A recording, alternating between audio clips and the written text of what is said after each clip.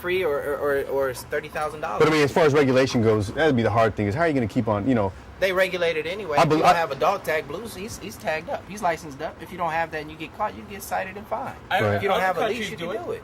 Yeah, they do it. In Germany, in order to breed a dog, a breed warden needs to come out, check the dogs out.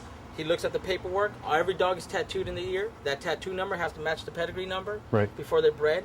The dogs have to have some kind of temperament test. They have to have some kind of hip display. Check their hips if any kind of flaws before they're bred. Once that's done, the breed warden writes it off. Said okay, it's being able to be bred. He also is there to see that the dogs are tied. That these two are the dogs that are being bred, not another dog that somebody's trying to say and cross and use paperwork for another dog just to say. I mean, this is done overseas. This is how these guys are. That's why their dogs are so much better than our dogs. They put these laws and these rules in place, and everybody follows. And it forces the education over to the people. Sure. Do you know what I'm saying? Yeah, so which comes back to only time that our society really gets a chance to see a actual trained dog is on TV.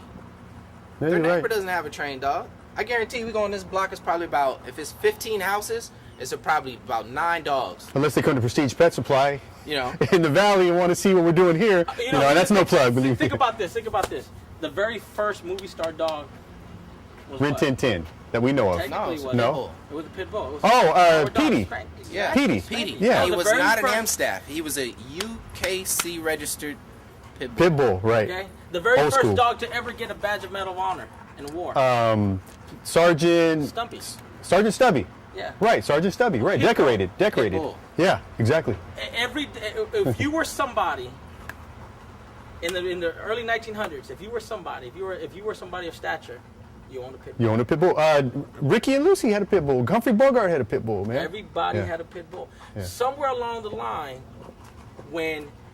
if you look at the history of L.A., you ever seen that show that they did the HBO documentary of how Compton and Watts and all these inner city where now that we look at it, they're like, I don't want to fucking live in Compton. But at one time, that was where the people of stature lived. Mm-hmm. So when everybody started moving in there, those people basically start moving out, moving into the hills. And when that happened, they left their dogs behind. People start saying, hey, if